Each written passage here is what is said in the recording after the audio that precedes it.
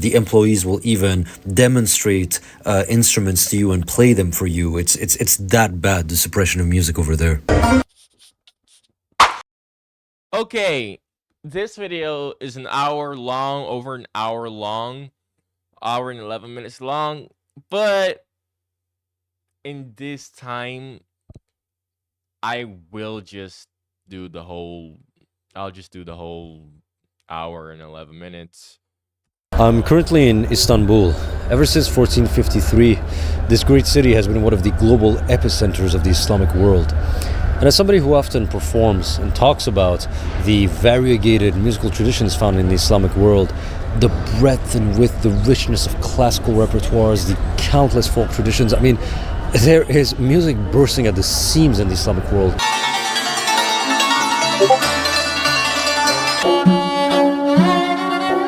Hey yo, what the fuck?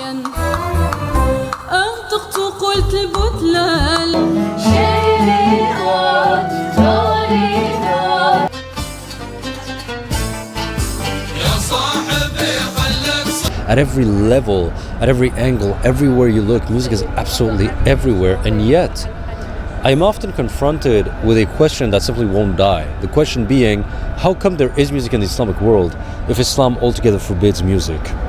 Well, this is one of those questions that is built on incorrect premises from the get-go. So what we're going to do in this video is deconstruct why the question is built on incorrect assumptions to begin with. Whenever you mention the terms music and Islam, you tend to end in a rabbit hole of theological arguments. Muslims arguing at one another whether the correct interpretation of Islam is the one that forbids music. Now, already you have a part of your answer as to the question, how come the Islamic world has music if Islam forbids music? Well, because the second part of that phrase, if Islam forbids music, is false. Islam doesn't just altogether forbid music. Certain denominations of Islam, certain schools of thought within Islam forbid music, and those that altogether went out of their way to forbid music have historically been scarce in the Islamic world. But my point is, it's a matter of debate between Muslims. Muslims disagree with one another. It's a matter of jurisprudence between scholars, and there has been, differences of opinion regarding the permissibility of music. Some say woodwind is forbidden, and woodwind instruments. Some say strings are forbidden. The only thing that's allowed are the drums. And I choose the opinions of scholars who don't have a problem with music in itself. Alaikum salam. How you doing, Akhi? Alhamdulillah, how are you? Listen to music? Yeah. That's haram, Habibi. You can't be listening to music. Listen to Quran, listen to hadith, lectures. What are you doing with music, bro? Who said it's haram? Allah subhanahu wa ta'ala has made it haram in the Quran. Yeah. The Prophet sallallahu alaihi wasallam made it haram in hadith sahih. What you have to understand is that the religion does not have a blanket permissibility and it doesn't have a blanket prohibition, but it has a dialectic of tension to make sure that we don't go astray in either way. And believe me by Allah, if music was halal, I would be the first to listen to it and I'll be the first to play it even. But it's haram. And there's no doubt, none whatsoever. This is really a big deal. Like, wow, On this topic and on this issue. If Ghazali says, if there is in the soul a love for God, for the truth, for heavenly beauty, music intensifies it. Of course, he's talking about music, not of rock and roll. I'm talking about music of Khorasan and traditional music. Now, I'm sure that some people clicking on this video will be expecting me to chime into the discussion, to pull out scriptures and to say, look, the correct interpretation is the one that is for or against music. I'm not going to be doing that. I'm not a religious person myself. I'm bewildered by the fact that this is supposedly forbidden, although I can see why it would be forbidden, but I'm gonna let the video play for a bit before I talk about that. But B, this is such a big debate. What the heck? Like, now this is a truly ignorant reaction that you are about to see from me, because I'm honestly still like in my shock and awe phase, like, what? Affiliated with any specific religion. I'm not here to settle theological questions, nor are they relevant to me in any way. Don't get me wrong, I have immense respect for religions.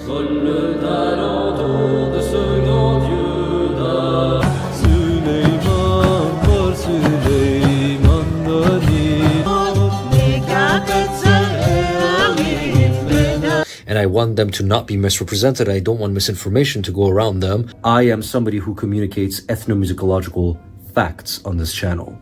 And it's an ethnomusicological fact that there is music in the Islamic world. But there shouldn't have been music in the Islamic world, Faria. I'm a Muslim, and I believe that the correct interpretation of Islam is the one that forbids music. The only reason there's music in the Islamic world is because Muslims have corrupted their religion and not followed the word of the Prophet. Okay, you know what? Maybe you're right. If you're that kind of Muslim, if you're an anti-music kind of Muslim, I respect your opinion. And maybe you're right. I'm literally going to give you the benefit of the doubt that maybe you have the correct interpretation of your religion. But it's completely irrelevant to me. My job is to go, Turkish classical music uses 53 divisions of the octave. And people are going to come at me being like, but look at the scripture. The scripture says there shouldn't be music in Islam.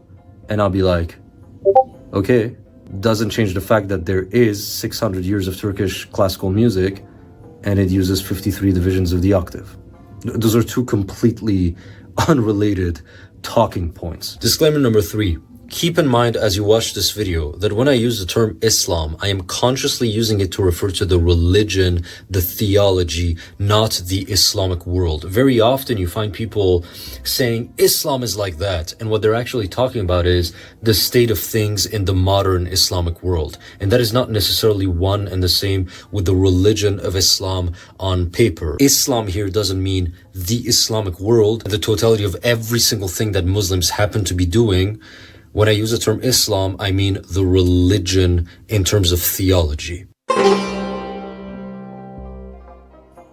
Yes, there is music in the Islamic world, and it is every bit as present in terms of quantity and in terms of social importance. It is literally there to the same degree as it is in every other part of the world. And the only way to believe the myth that music does not exist in the Islamic world is to engage in a denial of reality so extreme that at this point, this myth ceases to be a myth, in my opinion. It becomes utter psychosis. There is 1,400 years of continuous documentation and evidence of music in every single land, in every single region of this part of the world. Entire classical courtly repertoires like Andalusi music, Ottoman classical music, Persian classical music, entire treatises, musicians who are renowned, who wrote entire books about it during the Middle Ages, in the early modern era, concerts happening, singers and everything. You have this entire observable world of music, and you still have people in a state of utter delusion who say there's no music in the Middle East. It's surreal to see that happen. I'm gonna go even further with this, because some people fall back. Look, bro. I used to think that there's absolutely no way that people can be like dumb, but no, I've seen extremely dumb people. I'm talking pure delusion, like horrendously, bruh. Like, it's one thing to hear that these people are delusional, but to actually experience a delusional person firsthand yourself, holy shit.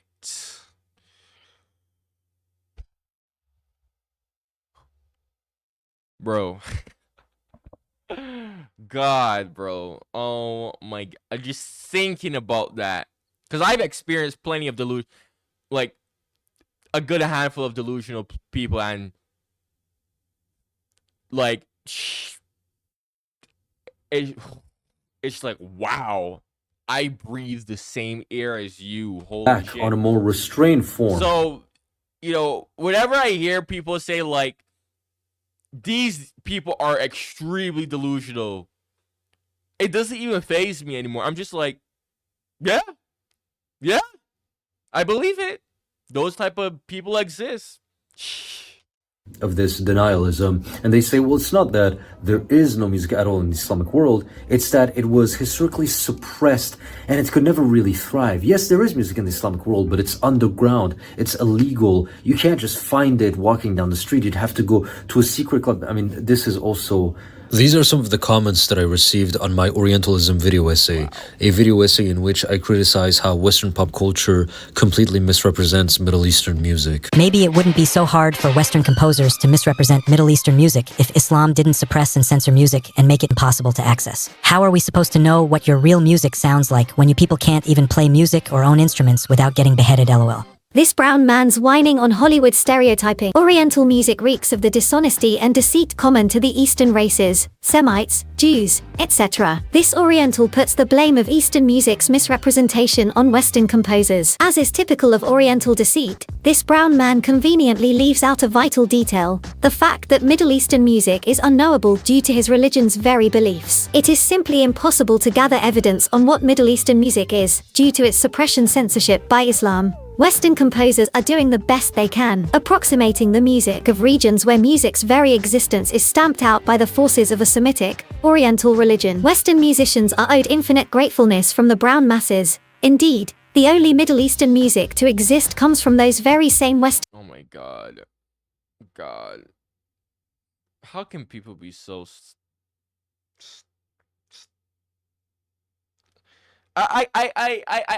guys, I have such a low tolerance of stupidity.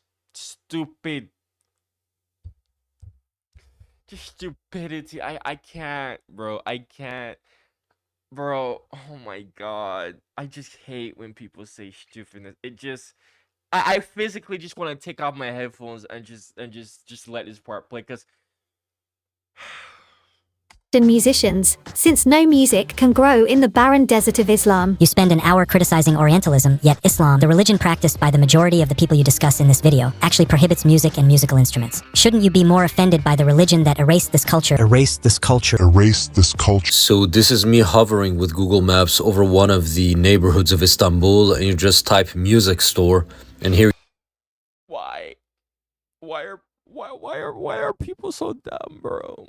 Why are there so many dumb people, bro? Oh my God. Like, bro, I physically could literally cry. I literally could sit here and just cry at the amount of stupid shit that my ears just listen to. I just...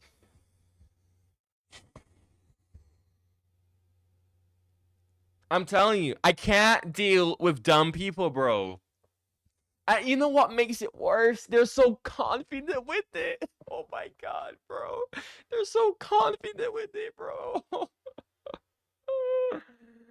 I genuinely could cry about this shit, bro. You have all of the publicly available music stores advertising themselves on Google Maps. Very secret, very hidden.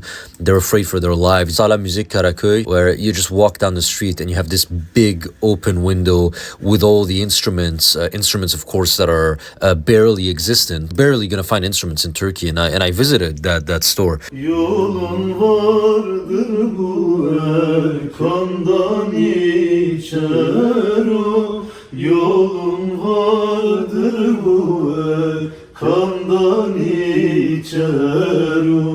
As you can see, the suppression of music in Islamic countries is absolutely horrifying.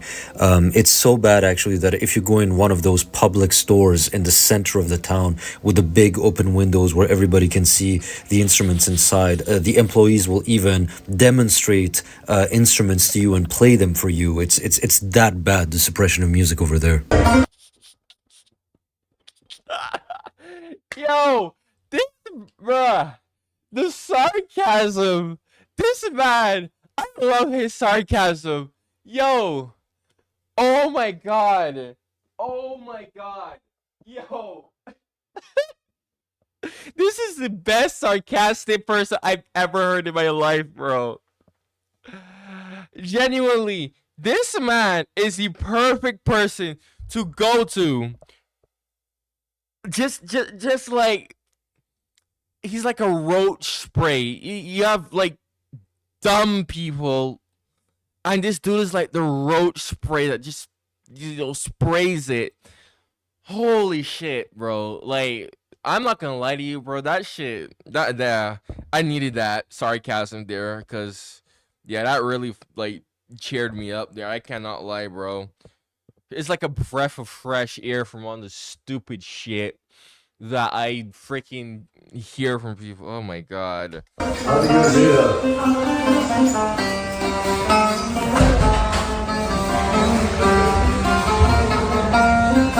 will Akbar me to death. This was a secret mission that involved the CIA, the Russian FSB, and the British MI6. We all worked together so that I could infiltrate the underground bases where music can be found. I was playing with my life, basically. I was playing with my life. But I can already hear the haters saying, Faria, you're cheating. You're using Turkey as an example. But Turkey is famously the most secular Islamic country. It's a secular government as allowed by Ataturk's reforms. So why don't you show us an actual religious theocracy? Okay. Yeah. Why don't I? I'm from Iran, which is an Islamic theocracy. Here's some footage of my trip to Iran in 2018. Isfahan, which is one of the greatest cities of Iran, one of its biggest cities, and the suppression of music is so bad there. You go to the main bridge, the historic site of the center of the old town, the center of the city, and you have hundreds of people amassed publicly there. And, and they're playing music loudly in the center of the town. Horrible suppression of music. There's no music in the Middle East. You can't find music in the Middle East. It's impossible because there is no music. And then, of course, you have the suppression that comes in the form of all the hundreds of music stores in Tehran. Here you have my grandfather walking through a music store, one of the hundreds of music stores that you can find in Tehran, the city, openly in the capital. You walk down the street and you find music stores, instruments everywhere. Music does not exist in the Middle East. It's heavily suppressed.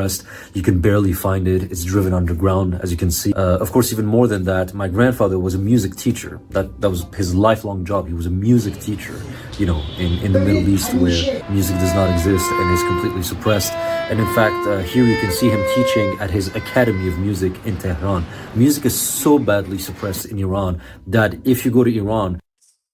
The look on his face was like, what did I just hear?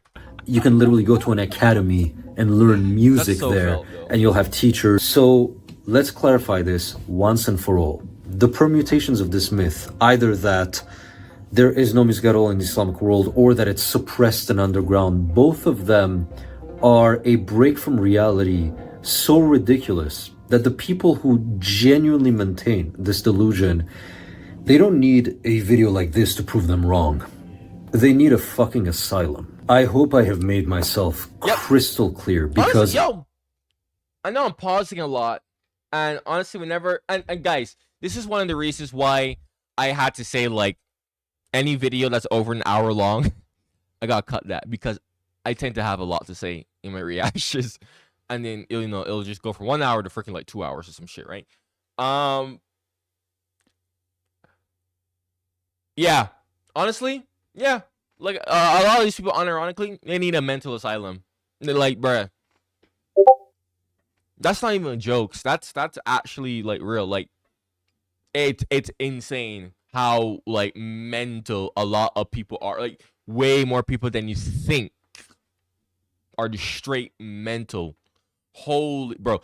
Do not get me started with that whole, like hyper racism on social media that I keep on seeing from like these Western Europeans, mostly, but I'm seeing Eastern Europeans chiming in on this stupidness. Oh my god, dude, it's like, bro, get some help. On a weekly basis, I have conversations that go like this on YouTube. Faria Fariji, you are wrong. You talk about Iranian and Arabic and Turkish music, but there's no such thing because Islam forbids music. So how do you explain the fact that there's literally music in the entire Islamic world? How do you explain that fact? You're wrong. Look, I found a scripture from Islam and it says that music is forbidden. that still does not address my point. That scripture does not cancel out the objective reality that there is music in the Islamic world. You're still not addressing the point. Talking to those people is the equivalent of walking down the street, and then there's a sign that says, don't throw trash here, and then there's a pile of trash, like a mountain of trash. And the person looks at the mountain, it's literally in front of them, they're looking at it, and then they go, there's no trash here, because there's a sign that says, don't throw trash. You know, I relate to that. Why do I relate to that? Yo, bro, there's this kid, and you know it's funny because he was like fucking Syrian descent, Arab descent, whatever the fuck. He still stalks my videos too. This kid, I looked at this kid, and I told this kid, I said, dude, I am light skinned. I'm just tan, right? You guys watching my shit long enough, I've literally see how my skin tone just fluctuates in color. That's literally because some days I'm more exposed to the sun, so I look blacker. Other days I'm more inside, so my skin tone reverts back to its lighter skin tone, and it depends on the season, right? I looked at this kid, I said, dude, I'm light skinned and I'm literally mixed. Yes, I'm predominantly black, but it's clear that I'm mixed. He says, no, you're not. You look black. I'm like, yeah, cause I'm tan. That should be it. That should be it. Nothing more, nothing less. He's like, no, you're not light skinned. I'm like, Jesus Christ. How much more can I explain this to you? I literally showed this dude pictures where my skin tone is lighter, and this dude wouldn't stop saying that I'm not light skinned because I just so happen to be black in the moment, bruh. God, bro, I wish being stupid was like illegal.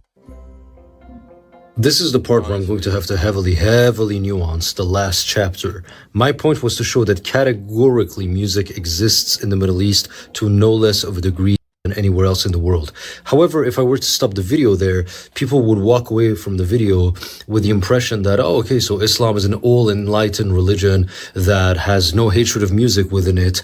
No, absolutely not. Hatred of music on religious grounds, it's not something that characterizes the religion as a whole, as a universal aspect, but it is very much something that exists and defines the religion. Iran was an example that I used. Well, let's not forget that when the Islamic Republic of Iran was formed, music was altogether banned 40 years ago. People found with instruments in their cars would be thrown into jail. People playing music would be thrown into jail. And the reason why nowadays you find music readily everywhere in Iran with music stores and everything is mostly due to the resistance on the part of the population. The largely young and secular population are the ones who resisted. So when you see this in Tehran nowadays, this is not due to the open-mindedness of the Islamic Republic of Iran. This is very reluctant acceptance on their part. Furthermore, women are not allowed to sing solo today in Iran. A woman who sings solo is going to be imprisoned. Or you go back to the Safavid era. In 1556, Shah Tahmasp, one of the main kings of the Safavid dynasty, decides to implement a nationwide ban on music in the entirety of Iran. There are stories of musicians back then cutting off the bowl of their instruments and hiding it under their vests so that the protrusion would not reveal the instrument being carried underneath. The point that I'm making with this chapter is that the diversity of opinion regarding music in the fold of Islam is not a sharp dichotomy between full acceptance of music versus full rejection of music. Rather, it's a complex spectrum, and you have many shades of complexity in between the two. You look at the same region of the world, Iran, in the span of only 30 years, you go from complete rejection of music to only having religious music, to also allowing secular traditional music of Iran, to now, at this point, allowing even most Western music, but with the caveat that women are not allowed to sing solo. And then you go to another place in the Islamic world 1,000 years ago, and it's like, well, women could sing solo, but you couldn't have woodwinds because woodwinds were considered, like, it's this whole complex machinery of different opinions. The issue of the complexity of music in Islam should not be reduced either to it's altogether forbidden or altogether accepted. Whenever I get a hate comment on my YouTube channel of people telling me to burn in hell, literally, because I've simply made music, it is always going to be Muslims and only Muslims, never any other religion. However, in my personal experience, for every Muslim I have that tells me to burn in hellfire, there's always going to be 5 or 6 other Muslims that respond to them, telling them, no, we disagree with you and we don't agree with your idea of Islam. Hostility towards music is absolutely a defining feature of Islam, and nobody can try to whitewash that off of Islam. But it is a defining feature of Islam insofar as it is a position held by some forms of Islam, some schools of thought of Islam, not a universal aspect that all Muslims altogether believe in. So I've kept repeating how the issue of music is open for discussion, how it's not a categorical universal of the entire religion, how it's specific to only certain schools of thought of Islam. So I think now would be the best time to explore that entire dynamic. In order to have a nuanced, mature understanding of the religion of Islam, one has to understand that there's, in a simplified sense, 2 types of beliefs. There's the beliefs that are the foundations of the religion, that are the very definitional basis of what the religion is. These are the beliefs that are universal to all schools of thought, to the point where those are the very beliefs that define what Islam is in the first place. And then there's a second category of beliefs that are only specific to certain variants of Islam, certain cultures within Islam, certain schools of thought, etc., etc. But what is the dynamic that dictates this? What is it that makes some beliefs be universal and some beliefs be only specific to only a certain type of Islam? Well, in order to understand that, one has to understand the Sunnah. The Sunnah is the body of scriptures, of literature, of anecdotes, of histories, of deeds of the Prophet Muhammad and the first generation of Muslims that constitute the basis through which the conduct of a Muslim is defined. It's by looking at the Sunnah that Muslims define what is sinful, what is not sinful, what is haram, what is not haram, what is halal, what is permissible, what is Islamic, non-Islamic. The problem is what the Sunnah is constituted of is not necessarily universally agreed upon by all Muslims. There is, however, one element that is universal to the entire religion, that in fact defines the very basis of the religion, and that is the Quran. The Quran is believed by all Muslims to be the literal word of God, revealed to the Prophet Muhammad. Belief in the Quran being the literal word of God is to Islam what not eating meat is to vegetarianism. That's literally the entire definition of the entire thing at its very foundational core. Stripped down to its uttermost basis, Islam is defined by 2 principal theological foundations. There is only one God, or there is no God but God, and Muhammad is the messenger of God. And how is he the messenger of God? Through the conduit of the Quran, which is the written down cosmic divine revelation of the creator of the universe. So let's do the math here. Logically, whatever the Quran says in explicit, unambiguous terms is going to become a universal aspect of Islam embraced by all Muslims. Now, whether or not those Muslims actually are practicing and adhere to the religion is another question altogether. But as far as we're talking about the religion itself, if the Quran says something in the most unambiguous of terms, then that is going to become a pan-Islamic idea. Why? Because the very definition of Islam is belief in the Quran being the word of God. And if God says something in the most clear, unambiguous terms, then obviously that is going to transcend all schools of thought and constitute a universal aspect of the religion of Islam. The Quran, however, is a very short book, and not everything is contained within the Quran. Not every possible commandment, not every information as to every possible situation is contained within it. So when the Quran doesn't provide any answers, scholars of Islam look to the other parts of the Sunnah, which are mainly made up of the hadiths. The hadiths are the secondary scriptures of Islam, and whilst they are central to the Islamic religion, they are believed by all Muslims to be written solely by humans. Hadiths are not divine revelation, they are not the word of God, they are the word of human beings. Many beliefs of Islamic theology are rooted solely in the hadiths and not in the Quran, which allows automatically for the emergence of a greater degree of disagreements within the religion, because the hadiths are not submitted to unquestionably by the Muslims in the way that the Quran is. The Quran is the word of God, the hadiths are the words of very important human beings, but human beings nonetheless. Well, hadith refers to a saying of the Prophet Muhammad, peace be upon him, or a report about something that he did or something done in his presence. Hadith, by its very nature, is a report that should be taken as probably true rather than absolutely true, whereas the Quran is said is absolutely true. Hadith is the Prophet ﷺ speaking, even though it's revelation through his own words. He's the one saying it. The Quran is not. So it's like his own interpretation, right? It's like his own interpretation, whereas the Quran is like, I mean it like this and only this. Nobody can't think otherwise. That's a difference between like the Bible and Christianity. The Bible, Christianity versus like the Quran and Islam. So many people have so many interpretations of the Bible, and the fact that the Bible is a testimony, is a collection of testimonies. Basically, the Bible is basically one giant hadith, because the definition of hadith is like someone's perspective. I'm really terrible at explaining things, but it's like someone's perspective on, like, damn, I can't. But you know, like, if the Bible is a collection of testimonies, then yeah, that is basically a hadith, because it's not God, but these testimonies are from important prophets and figures in the Bible, so that would classify as a hadith. I don't know, my brain, I'm really trying to fix that problem, man, because, you know, I'm gonna have to explain things in the future, and if I can't explain things, you know, it's like, I understand it, but I just cannot explain it, man. Like, oh my God. That's so annoying. He's a conduit of the Quran. He is simply reciting what was recited to him.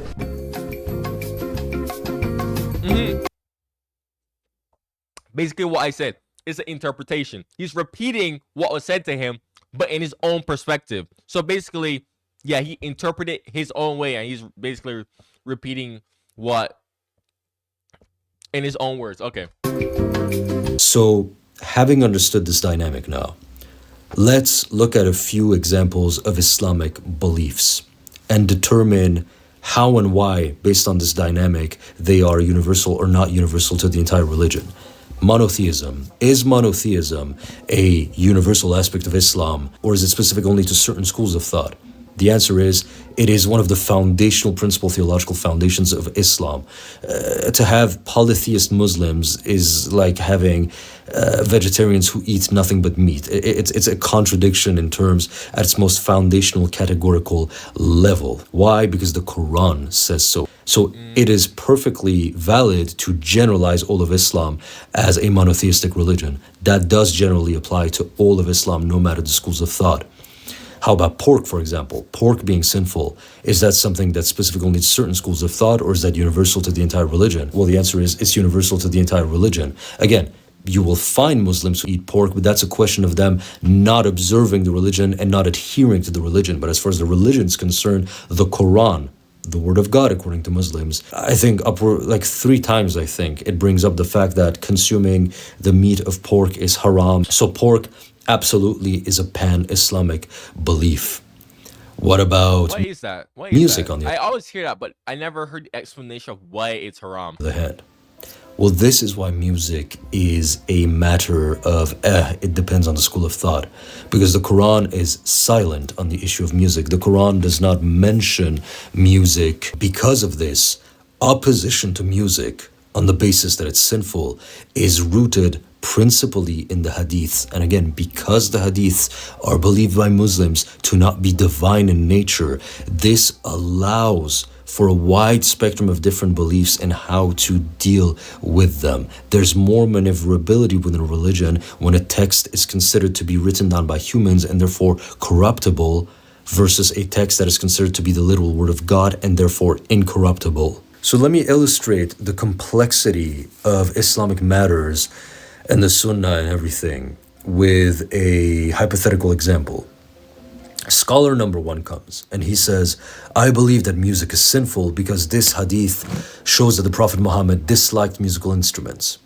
But then a second scholar comes and he says, well, I disagree with you because your premise is that this hadith is authentic. But I believe this hadith is not authentic because I've done my research and I believe that for these various reasons, I believe this hadith to have been so corrupted since the days of the Prophet Muhammad that it cannot be really relied upon as a healthy part of the Sunnah.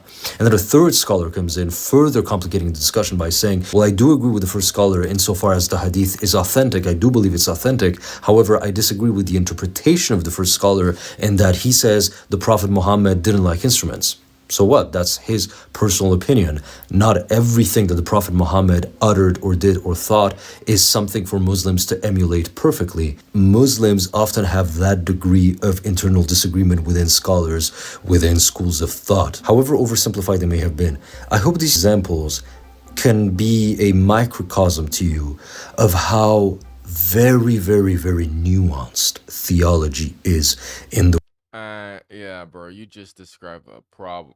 Like, I already said this, but yeah, bro, that's a problem that Christianity has. It's so like, everybody has like different interpretation of this, that, and that. It's wild. realm of the religion of Which is why I said that when I do get more time in the future, like I'm gonna like reread the Bible because I was just taught the Bible, right? I was just taught the Bible, but to physically go and read it myself, have my own interpretations of it, I'm sure that I would actually see some things that would be worth talking about. Okay? But like I said before, I'm a busy ass person, right? I'm a busy ass person, so I haven't done that yet. But like, bro, I very much intend on doing that. Islam, and indeed in the realm of any religion as massive as Islam. Formulating categorical statements that generalize the entirety of Islam is entirely possible as long as these categorical statements are rooted in clear, explicit commandments found in the Quran. If the Quran says something in explicit, unambiguous terms, then yes, it is absolutely fair to generalize all of Islam by saying this is an Islamic belief. So we've established in the first chapter that part of the reason why there's so much music in the Islamic world is because it's just not true that Islam altogether forbids music. It's one of those subjects that is found in the gray area of Islam where there's a lot of differences of opinion depending on the scholars you ask, etc., etc. However, whenever you ask this question, a lot of people stop at this answer and they just really go with that answer and think it covers all the bases. But I think stopping it there doesn't do justice to the full complexity of this question. Basically, I think there's other reasons why music can be found in the Islamic world. Islam contains the concept of ahkam, which is a scale of gradation of where you put a certain action. First, you have wajib. That's what's considered compulsory. You have to do it. If you want to be a good Muslim, you have to do that. So wajib is salah, for example, which is the prayer ritual that Muslims have to engage in five times a day. If you don't do it, you will most definitely be punished in the eyes of God. Next is mustahab. Mustahab is recommended. It's something that it's better if you do it. If you do it, you will be rewarded in the eyes of God. But if you don't do it, you won't necessarily be punished. Then you have mubah. And mubah means it's big, like neutral. Like you do it, you don't do it, it doesn't matter. You'll neither be rewarded for it, nor will you be punished for it. Then you have makruh. Makruh is something that is considered reprehensible. It's something that's bad. It's something that, you ought to refrain from doing it. But it's not a sin. It's not something that you'll actively be really, really punished for it. And then finally, you have the last category, which is haram. And haram is basically that which is sinful, that which if you do it, you will most definitely be punished. Now, the thing is that historically, where music was placed by Islamic jurists was somewhere between the third and the fifth category. It varied between mubah, makruh, and haram. As far as I know, there's no schools of thought of Islam or scholarly positions that I'm aware of, at least, that recommended music, that you will be rewarded if you play music, or that's compulsory. Of course, it's not compulsory. And so depending on the school of thought, depending on the scholar, depending on the time and place, it would have varied between neutral, discouraged, and straight up sinful. Now, the thing is, people assume that if it was in the sinful category, therefore necessarily it would have been prohibited and rendered criminalized. But that's not necessarily the case. Not all haram is equal in Islam. Not all sin is equal in Islam any more than it is in Christianity. For example, I was just about to say that. I was just about to say that. I was just about to say that. I was literally about to say that, but he said it. Stealing is haram in Islam. It's sinful, and so is shirk. Shirk, however, is to elevate anybody, basically to worship anybody other than God. Shirk is like the worst sin there is in Islam by far. If I'm not mistaken, it's like the one unforgivable sin, basically. So stealing is a sin, and shirk is also a sin. You know something, speaking of forgiving, right? It's hilarious whenever I hear people, and guys, you know, if you've watched me long enough, you've heard me say this, and I will always say it because people need to hear this. It's hilarious whenever I hear people say, forgive and forget. So God should just forgive and forget what the devil did. But the degree to which they are sins is not even comparable. So you have some parts of the Islamic world where you would have said music is neutral. Others would have said it's discouraged. And then others would have said it's sinful. But then even if you had two different territories of the Islamic world that both agreed that music is sinful, they still would not have necessarily agreed on the severity of that sin. You need look no further than aspects of the religion that are near universal, like alcohol, for example. It is almost nearly universally accepted by all Muslims that alcohol's consumption is sinful. Whilst music is much more heavily debated in Islam, almost all Muslims are in consensus that drinking alcohol is sinful. And yet, did every single Islamic polity, kingdom, state, sultanate go out of their way to ban alcohol? No. Nope. You even had elites of many of those societies drinking alcohol and growing wine themselves.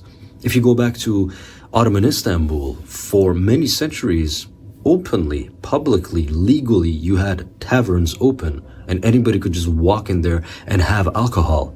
And then there were other parts of the history of the Ottoman Empire when the religious attitudes shifted and perhaps this specific sultan had a different interpretation of the faith and they viewed it as, no, it's a grave sin. And let's make this very clear. When I say that taverns were open publicly and legally at certain stages of the history of the Ottoman Empire, it's not because alcohol was viewed as not sinful.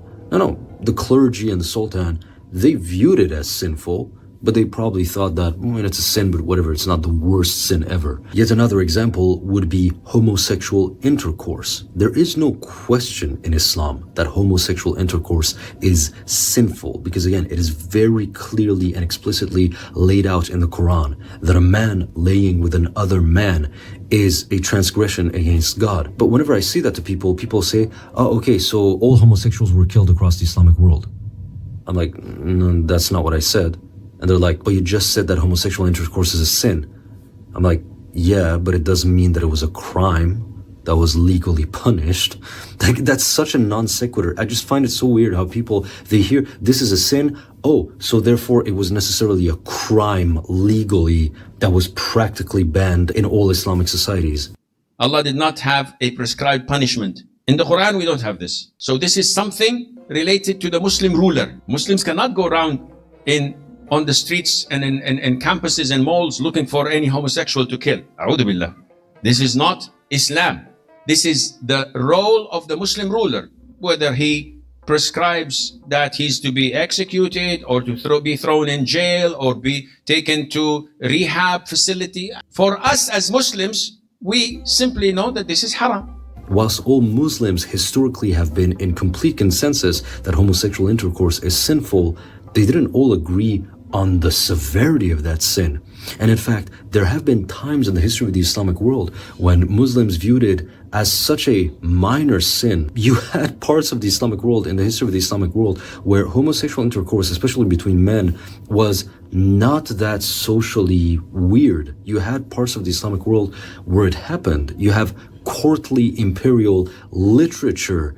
I gotta react to that openly mentions it.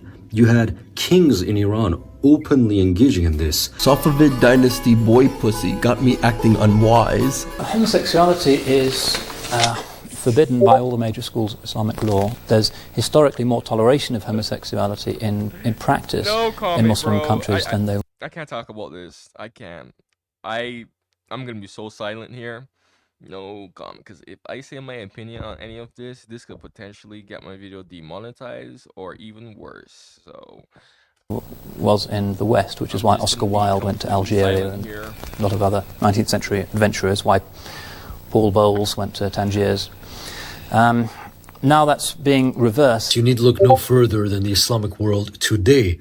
In the Islamic world today, there are states that will put people to death for engaging in homosexual activity, and at best what you find is de facto extreme hostility towards homosexual sex that is rooted at a society-wide level in virtually the entirety of the Islamic world. I mean, nowadays, what Western values would deem homophobia, extreme homophobia, intense homophobia, is the unambiguous, near total norm of Islamic societies in the world today. So they came up with homosexuality, man with a man, woman with a woman. Something not natural. Will it stop? No. They have bestiality, having haram relations with an animal. A'udhu billah. Then what? No comment. What do you expect from such people? So, with all due respect to the animals, they are worse than those animals. May Allah subhanahu wa ta'ala protect us. Remember, we are saying here due respect to the animals, because I'm gonna tell you a story, right? This happened. Speaking of the whole animal with person thing, just stay with me here. This happened in Barbados. I wasn't born, but it happened because my brother and my mom witnessed it. Okay? There was a guy. This literally made the nation news, bruh. A guy who went in a farm and he would always go to sheep and he would drop his seed, if you know what I mean, in those sheeps. And he did it a lot. And one of the sheeps got pregnant.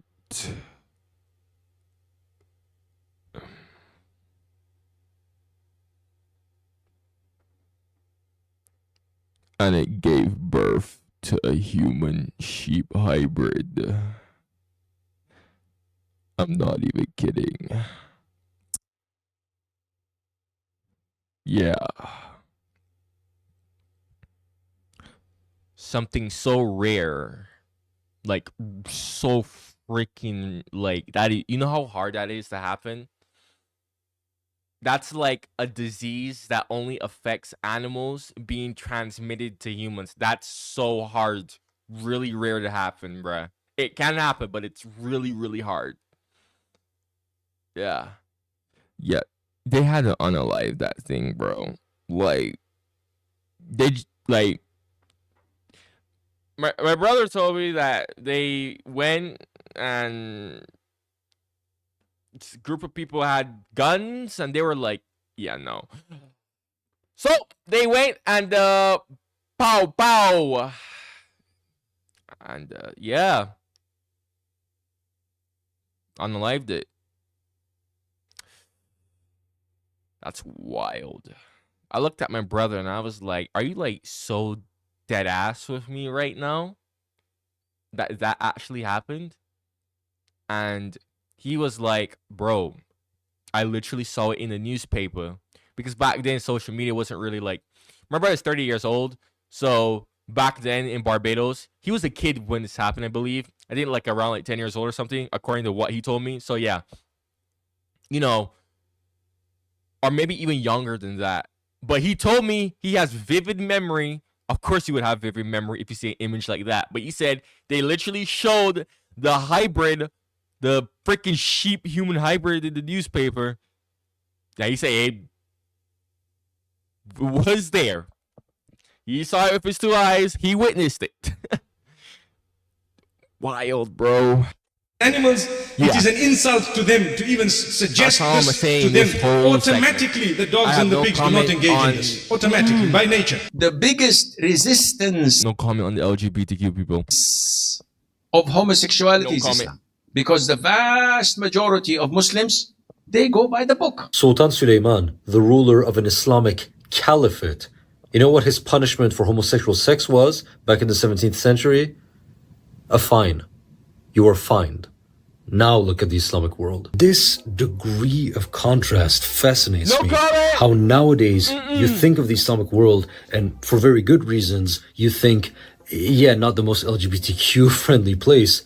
But the thing is, like, it was, at least many parts of the Islamic world were. It's not that homosexual sex went from being considered not sinful to sinful. This whole time, Muslim scholars and the schools of thought were in unanimous agreement that it was sinful. The variable that did change was the variable of the gravity of that sin.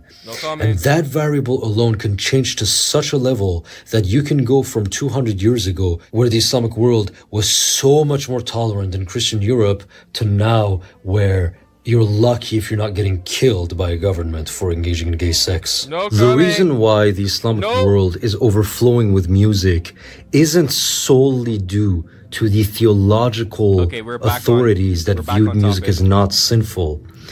Even the theological authorities that would have viewed music as sinful in the history of the Islamic world would have contributed to the existence of music by simply tolerating it.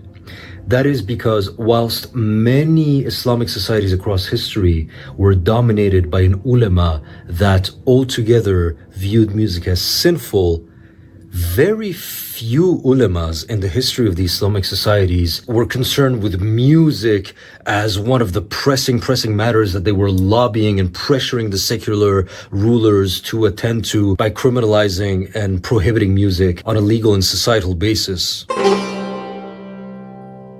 So we've established two demographics that explain why music is omnipresent in the Islamic world. Demographic number one, Muslims who did not believe music to be sinful. Demographic number two, Muslims who did believe music to be sinful, but not such a grave sin that it warrants going out of your way to control it and banning instruments and everything. I will argue there's yet another demographic to add to the equation.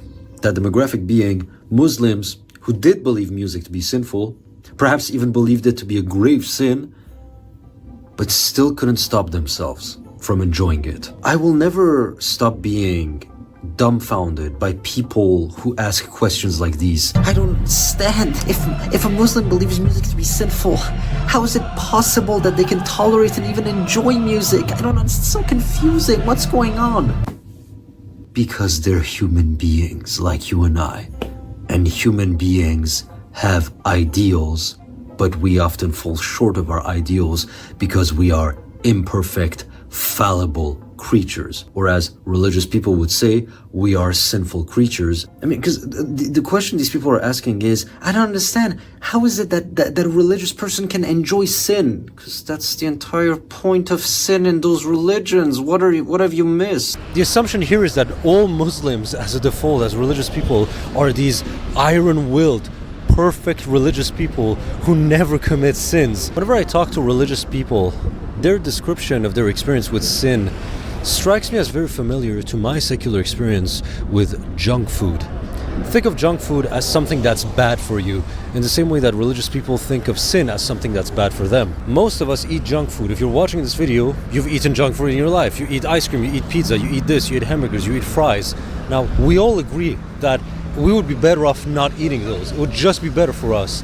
And yet we do it. Why?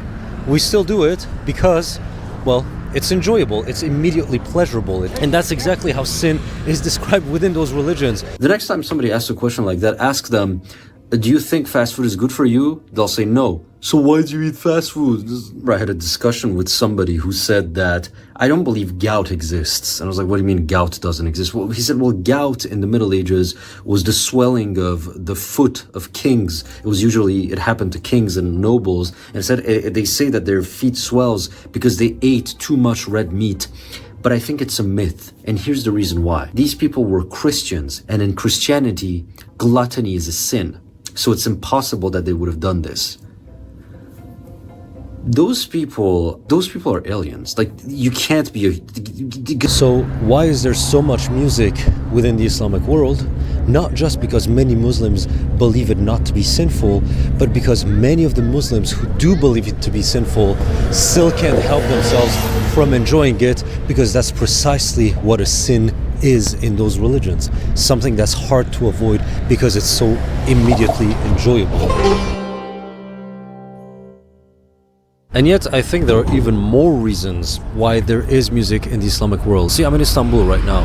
If you walk around and ask most of the Turks here whether they're Muslim or not, most of them, I guarantee you, are going to self-identify, absolutely, I'm a Muslim. But then you ask some of them, how many times do you pray? And some of them might say, I actually don't pray that many times a day. I don't pray that often. And you tell them, but... I said this before, but I'll say it again. Every single morning, whenever I wake up, first thing I do is pray. First thing I do is pray. And thank God for everything that He has thus given me thus so far.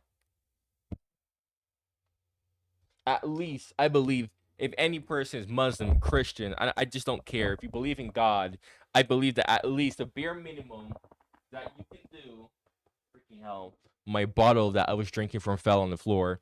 Bare minimum is at least, like, first thing you do when you wake up in the morning is just pray.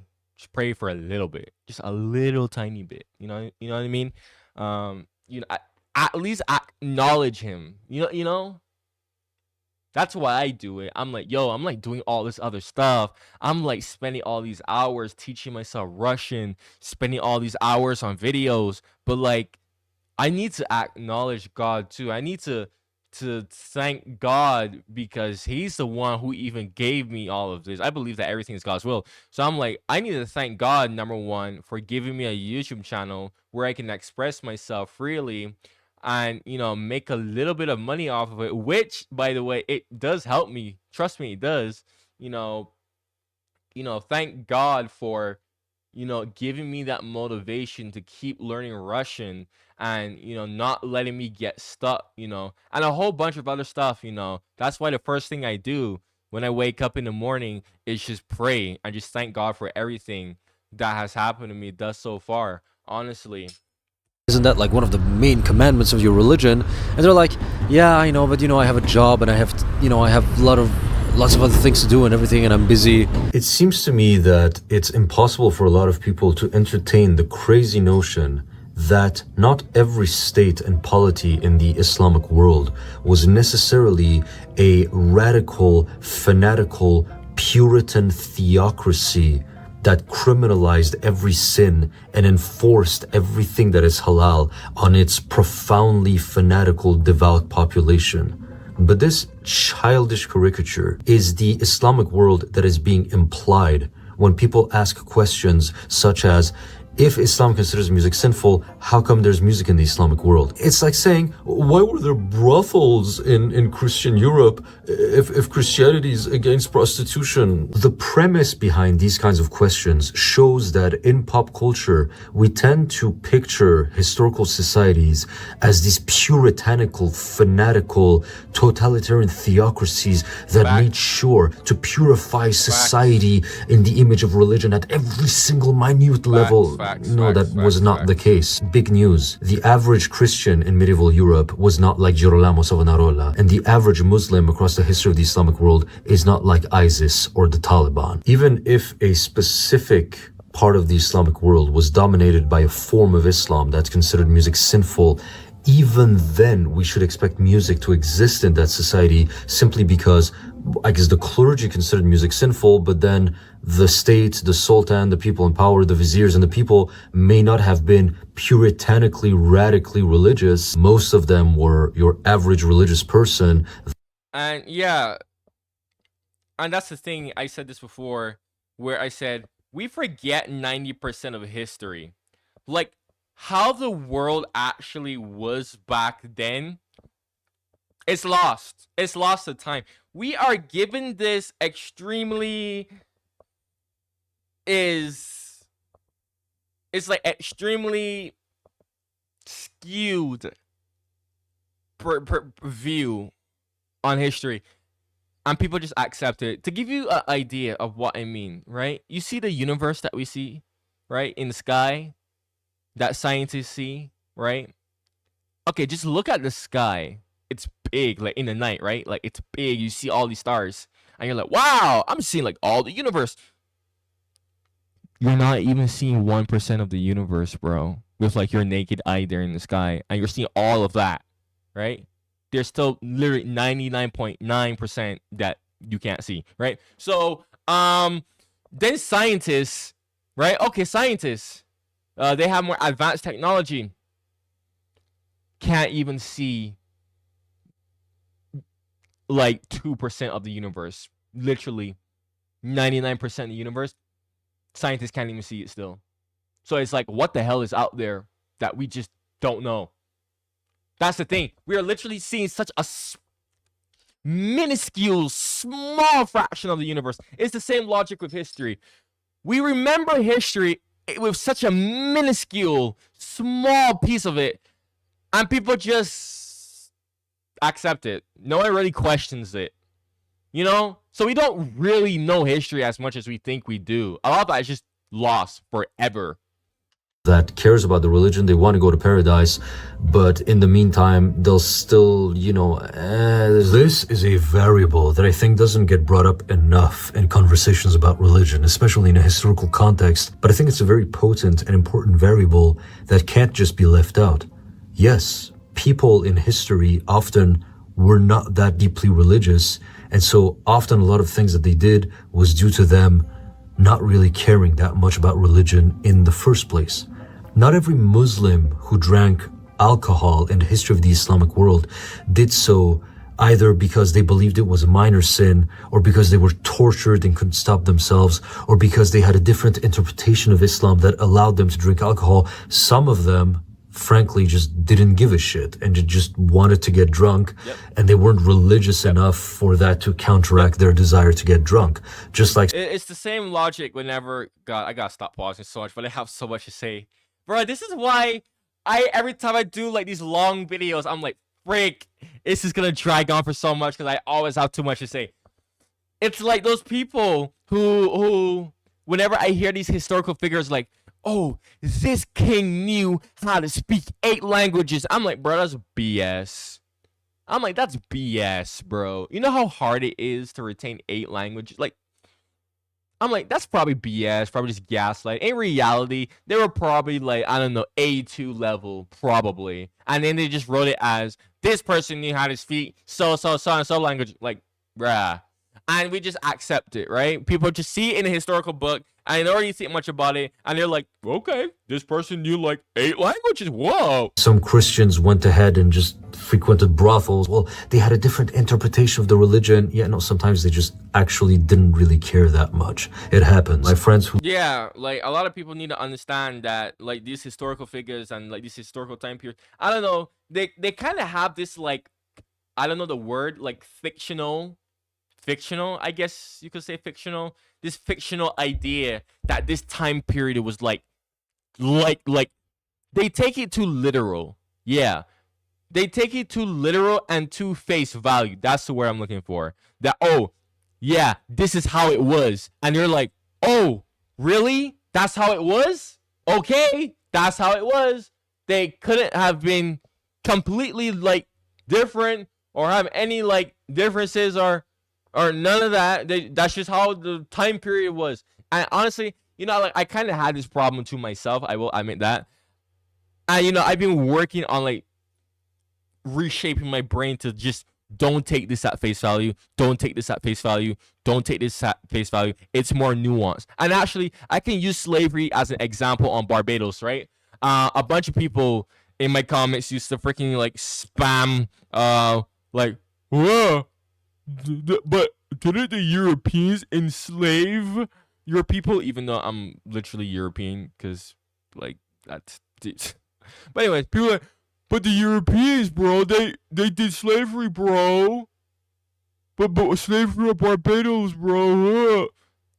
I'm like, yeah, but if you go deeper, you would know that slavery in Barbados wasn't like what you imagine. Because I know these people just read about slavery, and again, they just take it at face value, and they just say, okay, that's just how the time period was. But in the case of Barbados, it's like, no, slaves actually had privileges and a whole bunch of nuances. In fact, actually, there was even times where slaves would, like dark-skinned slaves would freaking end up making more money than a lot of white people. And that's a whole different other video. But you know what I mean? Like, it's just more nuance to it. You know what I mean? Grew up only in the Western world. They often ask me, Faria, is it true that Islam is this progressive religion, like leftist rhetoric? I'm like, yeah, and people just.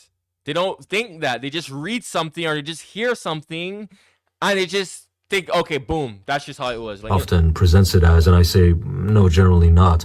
In terms of racism, for example, yes, it's very anti-racist. All races are equal. But when it comes to most aspects that define Western progressivism, like gay rights or feminism, no, it doesn't match with the criteria of Western progressivists. You can be a homosexual and you can have impulses towards other men and be a Muslim. But if you act on those impulses, you have sinned. Fundamentally, the religion of Islam cannot be called pro-gay by Western metrics, because Western progressive metrics are about actively telling gay people, go ahead and have, homosexual activity. And, anybody who wants to stop that is considered homophobic within Western progressivism. And whenever I bring that simple point up, there's always morons who come in saying, you say Islam is not a pro-gay religion? How about all those Muslims who had gay sex in the history of the Islamic world? How about all this normalization of gay sex? And it's like, yeah, you're not proving me wrong. You're just showing Muslims who blatantly disregarded those aspects of the religion. The rich, flourishing tradition of normalization of homosexual activity in many parts of the Islamic world, historically speaking, is not because of Islam. The fact that there was so much homosexual activity in the history of the Islamic world doesn't prove that Islam, the religion, on a theological level, is sympathetic to homosexual activity. It just shows that Islamic societies weren't always that devoutly religious and didn't always implement the religion's beliefs and didn't always stick to it. That's all it shows. In the excellent video on the subject by Al-Muqaddima, the creator of the video argues that there may be a possibility that Rumi engaged in gay sex, but it's unlikely, and that's the rationale that he gives. Rumi was an adherent to the Sharia, and he explicitly talked against sodomy, so we can assume that their relationship wasn't sexual. And I disagree with this. I'm not saying that Rumi did engage in gay sex.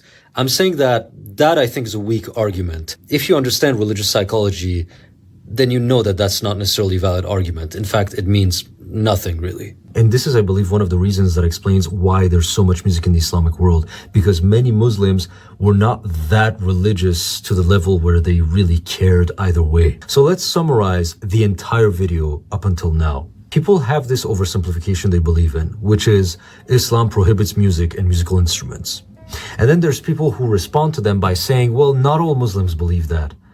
But leaving it only at that answer is itself an oversimplification of the issue, because there are more demographics that explain why there's music in the Islamic world. And those demographics are comprised of Muslims who did believe music to be sinful. Muslims who did believe music to be sinful, but couldn't stop themselves from enjoying it. An additional demographic of Muslims who did believe music to be sinful, but did not view it as a major or grave enough sin for it to be actively banned and prohibited, and even you can kind of engage in it. A bit of prayer and repentance will wash that away.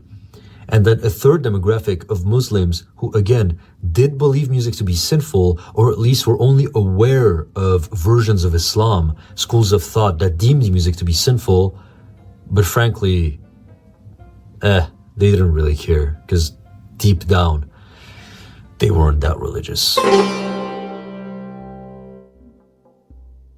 There's one final element that I'd like to comment upon. Let's suppose that Islam did altogether forbid music, which it doesn't, but again, let's assume that it did. When people act surprised and ask the question, how come there is music in the Middle East? Implicitly, by asking this question, they're assuming that Islam is the only variable at play in this part of the world. Let's suppose Islam forbids music, so how come there's music? Well, why wouldn't you allocate some space to the idea that maybe there are other variables at play in the Middle East, other variables that may counterbalance Islam, that may counteract Islam? And this is something that is so profoundly strange to a lot of people who are unfamiliar with this region of the world.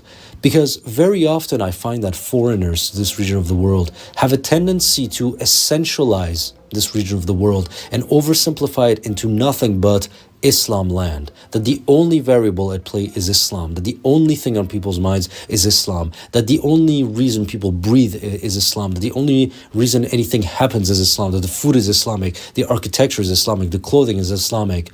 But guess I'm not gonna lie, I kind of had, like, growing up as a kid, I had that like gross generalization of the Middle East too. Even then, like, it's not as bad anymore because I've like learned a lot, especially like the bunch of reactions that I've done. But what? The Islamic world is a lot more than just Islam. First off, you're dealing with the Middle East. You're dealing with the cradle of civilization. Those are parts of the world that had identities, cultures, ethnicities, languages, clothing, architecture, going back thousands upon thousands of years before the existence of Islam. To attribute everything that ever happens in the Middle East solely to Islam is shockingly naive. There's this channel called Bald and Bankrupt, where this British guy goes through ex-Soviet countries and he's fascinated with the Soviet history of everything. And he jokingly looks at cows and yeah, yeah, Bald and Banker. Honestly, like, I love that guy. Like his channel content, freaking. I'm an Eastern Europe enthusiast too, especially like Eastern Slavic countries too. Yeah. That type of shit was fun to watch with Bald and Bankrupt. It's crazy how you got banned from Russia. Bro, how do you get banned from Russia, bro? That's mad. Goes, look, that's a Soviet cow. And he sees a chicken and he says, look, a Soviet chicken. And of course, he's jokingly doing that. But I feel like people actually do that when it comes to the Middle East. Look, an Islamic cow. Look, an Islamic chicken. Look, an Islamic architecture. Well, guess what? That architecture isn't really Islamic necessarily because, well, yes, it's a mosque and it's built by Muslims, but the actual components of that architecture predate Islam and they come from before Islam. Let me give you yet another example.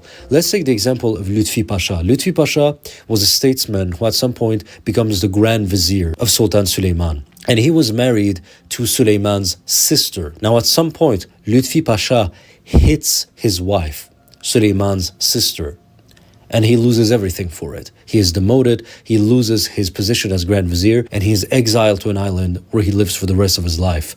Now, somebody will come in and say, but I don't get it. Islam says that husbands have authority over their wives. So why was Suleiman angry? Was what he did not in accordance with Islam?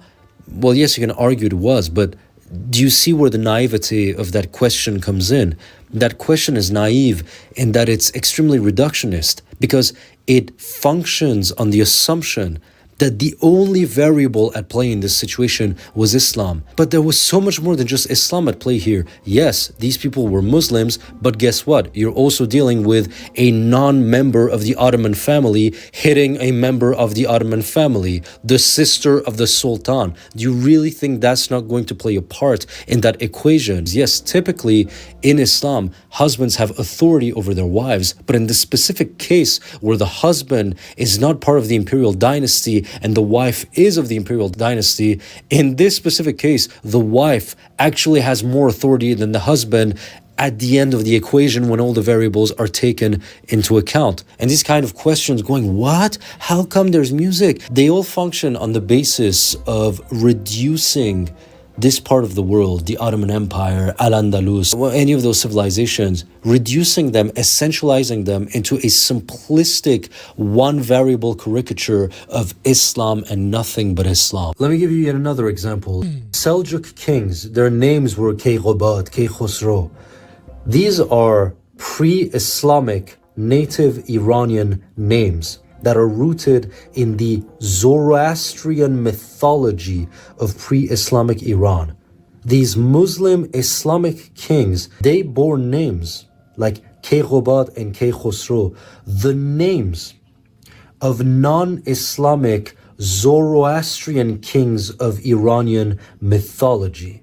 Now again, somebody with a naive, unfamiliar understanding of the Middle East will say, but weren't they Muslims? Yes, they were, but they were more than just Muslims. The Seljuks were ethnic Turks who were culturally Iranian. They were Persianate, and they very much placed themselves in a continuity with the ancient kings of Iran, with the kings of old, drawing from the prestige that was to be found in the glorious past of ancient Iran and everything. And they very much valued Iranian identity, and they very much valued that Zoroastrian mythology found in the Shahnameh. Zoroastrian mythology and the prestige associated with it was just as much an important variable to the Seljuks as Islam was. So again, let's suppose, for the sake of argument, that Islam altogether forbids music and considers it sinful. It's not the case, it's debated, but let's act like all of Islam was like this. How come there is music in the Islamic world? Perhaps because there are other variables other than Islam that superseded Islam. Perhaps a nation converted to Islam, but the importance of music in their culture was so great, so powerful, that Islam could not supersede this. There are many variables at play here: ethnicity, race, culture, language, dialects, social classes. All of these played as much of a part as Islam did in the history of MENA in the Middle East. MENA and the Middle East are so much more than only Islam.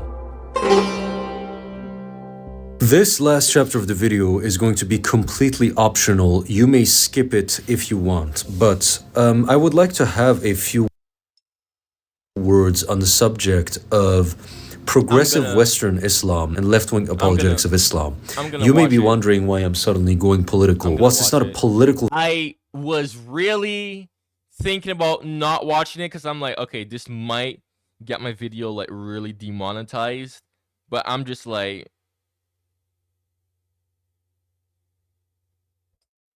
video in its rhetoric and is unfortunately tied to politics by necessity. The reason being, this whole... It's like accidentally unpaused the video there, but like I'm like, whatever, dude. He says some stuff here that can honestly get me demonetized. And guys, YouTube does review these videos. They do. Plenty of times where I've reacted to icky subjects, and I wake up and I see email from YouTube. After we reviewed your video, we have decided that it's safe for advertisers. And I'm like, bruh. So yeah, I'm not going insane whenever I say stuff like demonetized or oh my god. I don't want to say nothing because I might like seriously. I am actually like being like for real. Video, I've been clapping back at right-wing misinformation about Islam.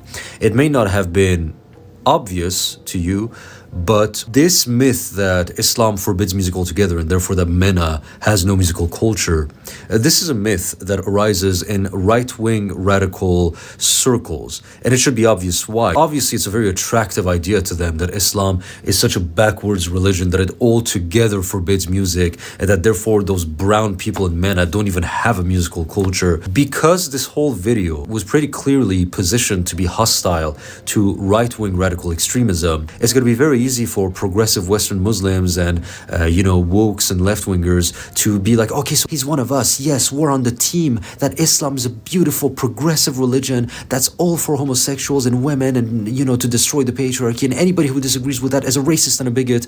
I'm not going to let that happen. I did not make this video so that it could serve for ammunition by other radicals who also communicate misinformation. This will help you detect a lot of the misinformation that has been disseminated in left-wing circles, namely by progressive Muslims. Progressive Muslims are those Muslim kids who come from Muslim families and they grow up in the West and they develop an affinity for Western values, and they can see that a lot of what their religion has to say in explicit, unambiguous terms is in dichotomic opposition to the Western values that they hold so dear. And this should not be a controversial statement. Of course, morons will take it as controversial, but this is not controversial. Obviously, a religion, an Abrahamic religion from the 7th century, is not going to perfectly match up on every level with post-Enlightenment Western values. Nobody expects that to be the case, except for progressive Muslims. What defines progressive Western Islam? It's a form of Islam where its adherents prioritize progressive values over Islamic values, and therefore they modify the religion down to the very scripture to fit their progressive values. However, let me make this clear. I am not essentializing Islam and saying there's a real Islam and they're not following the real Islam. Because from an anthropological point of view, what is real Islam? You can't really define that anthropologically speaking, because from an anthropological point of view, Islam is an internally diverse, variegated set of often contradictory concepts. From an anthropological point of view, you don't look at Christianity and say that, oh, Christians are deluded Jews who got Judaism wrong and who distorted Judaism. And you don't say that, no, Christianity is the better version of Judaism that got things right. One of these is a Jewish position, the other is a Christian position. An anthropological position. Although I said this before, I do view Judaism as the OG in terms of Abrahamic faiths, because you can't have Christianity without Judaism.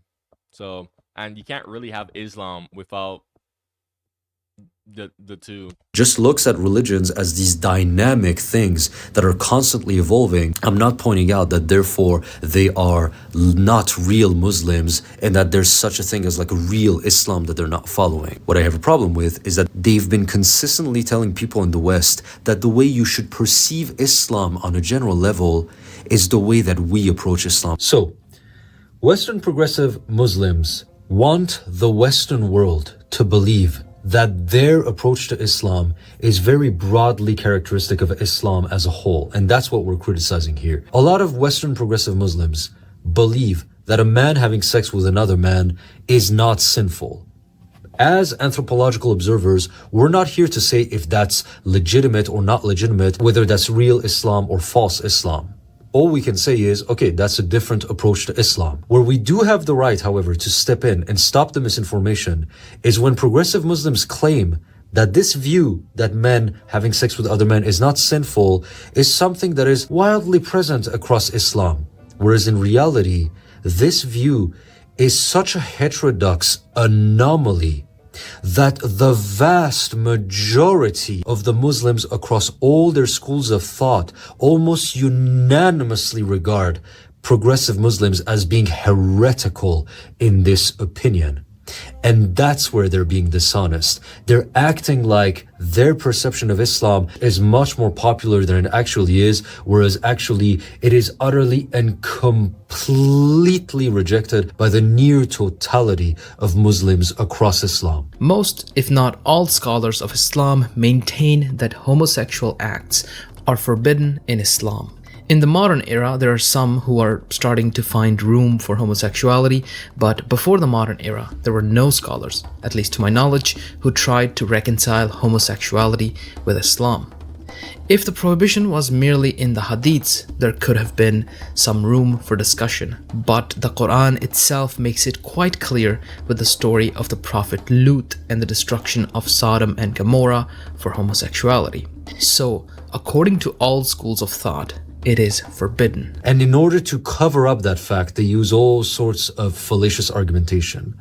Let's analyze their fallacious argumentation. The first of those manipulative and misinformational tactics is to use a translation argument. They say, well, it's a translation thing. Sure, you've read a translation of the Quran that uses patriarchal sexist language, but you haven't read the original Arabic text. There's different translations of the Quran, and not all of them translate this verse the exact same way. So this is Ooh, but I thought the Quran never changes. A big thing that I see Muslims like to say about the Bible, and I actually do agree with this, is that the Bible has changed so much over time due to the amount of translations and different interpretations from said translations. That is true. But they like to say that the Quran is same as ever. Someone explain that to me, question mark? This is a very misleading argument, because what they're implying is that translations of the Quran vary from one another to such a degree that the fundamental meaning of the verses is completely changed. They're implying that one Quran will say women are to be obedient to their husbands, but there's also translations that say men and women are equal. No, that's absolutely not true. There is no translation of the Quran that somehow embraces a Western 21st century feminist idea of marriage. And even the Bible literally says that women are supposed to be submissive to men. The Bible strictly literally tells the role of women. So In Islam, that doesn't mean to go and abuse them. The Bible doesn't say to abuse them. The Bible does say, I'm pretty sure the Bible does mention like you can discipline them, but guys, disciplining someone is different from straight up abusing them. the difference in translation between versions of the Quran will be stuff like women are to be devoutly obedient to their husbands versus women are to be obedient to their husbands. One of them uses devoutly obedient, the other says obedient, but that wives are to be obedient to their husbands is like that's in the text. And some more radical progressive Muslims go even further by literally fabricating translations. Falsifying documents and lying is not above progressive Muslims. They do that all the time. I've spent years in Canadian universities and I have seen them and people they knew. So for example, when I was in Canadian universities, there was this specific translation of the Quran that the progressive Muslims there and their white allies who really wanted to virtue signal and show that they're not racist and that they're open-minded and tolerant, they loved repeating this translation of this verse, saying this is the correct translation. There are internet resources that I will link as always in the pinned comment in the description of this video alongside the sources that give you a morphological, syntactical, etymological breakdown of every single individual word of the Quran using linguistics and everything. If women pay you heed after you tapped them, if they pay you heed, pay you heed doesn't sound as bad, doesn't sound as patriarchal, but again, if you go read the word for word etymological, morphological, syntactical resources, oh my gosh, bro, you have no idea. Now forgive me Arabic speakers, I'm Iranian, so by default I have a bad accent in Arabic. But ata'annakum very clearly says if they obey you, not if they pay you heed, if they obey you. So you will find progressive Muslims clearly engaging in distorting the translations in order to smooth out the aspects that seem patriarchal. Oh, so it's just, all this verse says is that righteous women are religious. It's not patriarchal. No. It says righteous women are obedient, clearly in relation to their husbands. There is another. So, progressive, I can't say the damn word. Liberalism. It seems that liberalism is a freaking cancer. Liberals are a cancer everywhere. In Barbados, in America, in Russia, because I've seen a bunch of liberals over there in Russia too. It's like in Europe, man, rest of Europe. Oh wow, even over there in the Islamic world, that's insane. verse that progressive Muslims love completely distorting and blatantly lying about. There's the story of the Prophet Lut, which is basically the Islamic retelling of the story of Sodom and Gomorrah found in the Old Testament. Okay. And Lot says to the people of his city, you are transgressors because you are men who lust after other men. Now, progressive Muslims will blatantly lie and claim lust is not the word that is used. Rape is the word that is used. This story is a condemnation of men raping other men. And it's very implicitly clear that if those men had consensual sex with other men, then Allah would have no problem with it. The only thing God has a problem with in this part is the fact that they're raping other men. And again, we have resources that break down the meaning of the Quran in very clear terms, word for word. Very clearly, the terms used are latatuna. Latatuna means to approach, to bring, to come, and then shahwatan, lustfully, to approach men lustfully, to lust after men. I'm sorry to be so blunt here. Progressive Muslims literally will engage in lying and in falsification of documents in order to advance their narrative. The second argument that progressive Muslims love using is the interpretation argument. So they say, well, you know, the Quran was interpreted in different ways. There's different interpretations of the Quran. It's like, yeah, interpretations in the sense of having established that women are to be obedient to men, how hard can you hit your woman if she keeps on not being obedient? How hard can you hit her? Like, that's what we mean by interpretation of the Quran. They have to somehow be able to change those verses. And so they apply a highly generous, allegorical, esoterical, metaphorical reading to those verses. Talk to these progressive Muslims, and some of them, they say that, Faria, you're getting it wrong. This verse does not literally mean men and women. Women means humanity, and men means love. When it says that women are to be obedient to their husbands, it means that I want to say something, but I can't say that. Humans have to be obedient to love. And you know what's the highest form of love, Faria? Equality. If you actually interpret this verse with the correct mindset, this verse is literally telling husbands that they should treat their women as equals. It's so clear that Dude, this is what this verse is actually saying. There's different interpretations of the story.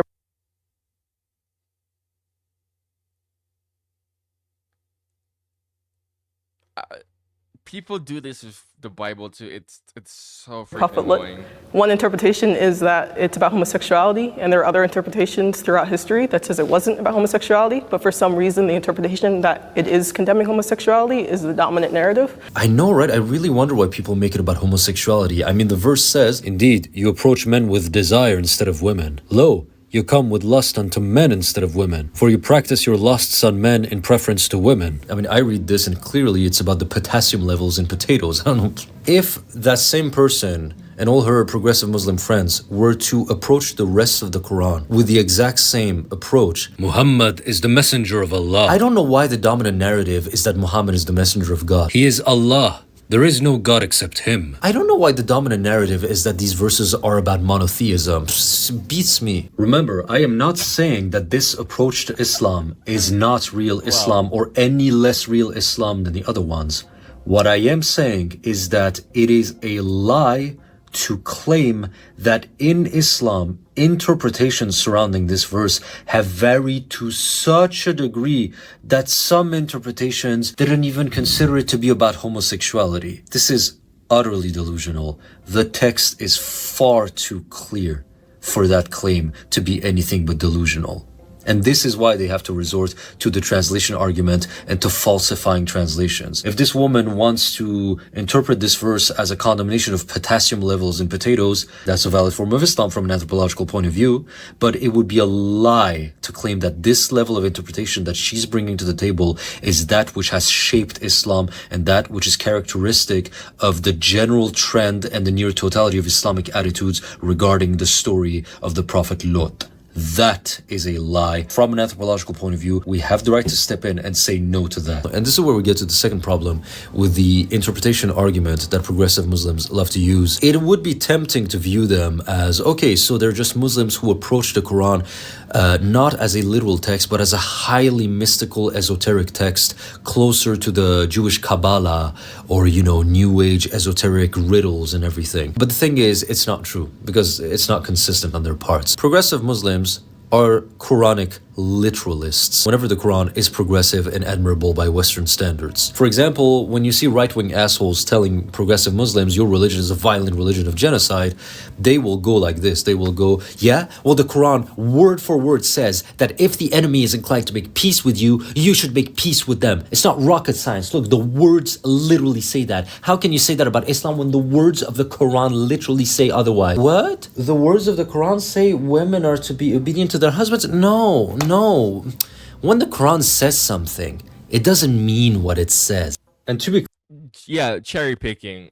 I hate people do this shit with the Bible all the time. It pisses me off. clear, there is a history Literally, of man. allegorical interpretation of some And also, that goes back to what I said before, a long time ago, where I said, when God says, don't use his name in vain, okay?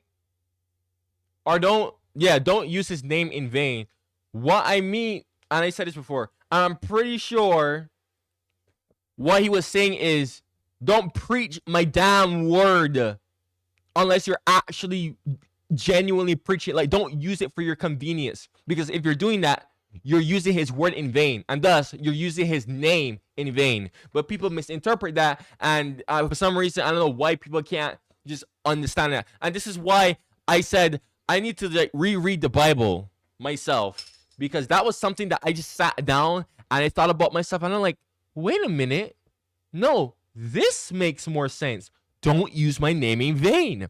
That makes more sense, because people like to cherry pick the Bible, and apparently people do it to the damn Quran too. verses of the Quran. In the Quran itself, the Prophet Muhammad explains Freaking hell, I think that's a big sin right there. that there are two types of verses in the Quran, cherry picking, muhkam, man. which means unambiguous, clearly worded, mutashabihat, which are the hell. ones to be interpreted Just thinking about allegorically. that just pisses me Now, off, across the norm Oh my of the history of Islam and today, usually jurists and scholars and everything have been very clear on the matter that the verses that are to be interpreted allegorically are the ones that would literally never make sense if taken literally. So you have verses that say a believer's heart can become stone and a river can pour out of it. Like, obviously, okay, this is obviously allegorical. It's not saying that materially our hearts become stone, right? However, progressive Muslims could make a point that what they're doing with the Quran is in line with Islamic theology, insofar as they're simply deciding to interpret some more verses than usual as mutashabihat. Of course, it doesn't answer the question of, how convenient that the ones you're regarding as allegorical are only the ones that need changing to be retrofitted into progressive. But again, anthropologically speaking, that kind of intellectual maneuvers is generally what gives rise what we now consider to be legitimate religions. Again, what I oppose is the historical revisionism and the blatant mischaracterization of Islam. They have the right to interpret those verses as allegorical if they want. What I have a problem with is that they often present to the Western world the image that at a normal level, at a general sustained level, Islam has always regarded these verses as allegorical, and therefore there's been so many different interpretations. That is a lie. They have the right to believe whatever they want, but they cannot lie about the objective facts. And that's what I'm criticizing. Islam finds itself in the middle of a shouting match between radical right-wing rhetoric that would have you believe that Islam is like this death cult that's barbaric and calls for the systematic extermination of homosexuals and everything, which is not true. And on the other side, you have misinformation being shouted from the leftist side of things, especially by progressive Muslims, claiming that, no, it's not true that homosexuality is a sin in Islam. It's really debated. No, it's not really debated. Total unanimous agreement throughout the entire history of the religion. And virtually the only people putting that into question are you guys, who are an extreme statistical anomaly and minority in the world of Islam. That doesn't mean that we should regard them from an anthropological point of view as fake Muslims or less real Muslims than the rest of Islam. However, we should not let them misinform us and make us believe that their approach to Islam is normative or standard to any level. They are an extremely heterodox group of Islam that is being boldly revolutionary from the point of view of most of the rest of Islam. That's not a judgment on them being not real Muslims, any more than saying that Sunnis are 90% of Islam is a statement that they're the real Muslims. That's just factual statements in quantitative and statistical terms. At the end of the day, Islam is an Abrahamic religion, a pretty standard Abrahamic religion, which means that it's not shockingly barbaric by anthropological standards. The views that it has on homosexuality, on women, on etc., are exactly what you'd expect from Arabs of the 7th century in the Middle Ages, but Islam is also very, very far from being deemed feminist or LGBTQ by Western standards. It's still a far, far cry from something that could be deemed compatible with modern Western secular values. And this statement should not be controversial.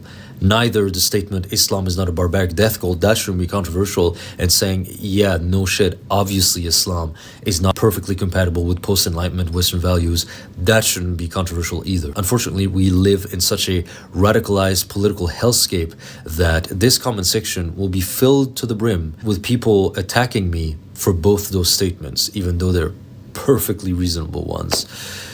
Moving on. Moving on, indeed. Guys, if you made it all the way to the end of this video, you're new to my channel, you like what I have to say, you like my takes, subscribe and like the video. If you have any videos like this that you'll love to see my reaction to, that you know I will love to react to, comment it in the comments below. Eventually, I will do it. Guys, if you're an active member, or not member, but an active viewer, and you have suggestions for me and you want me to do it, you know, more quickly, I recommend you become a channel member. Your suggestions are done quickly. Your comments are replied to with much more priority. Like I said, I am a busy person, okay? And when I say busy, I don't mean like I'm goofing off. I mean like I'm actually doing shit, okay? So check out the membership, and it's only 99 cents a month. Like, I purposely made it cheap so that my more dedicated binge watcher viewers who watch my content can stay with me more, man. Thank you for watching, and goodbye.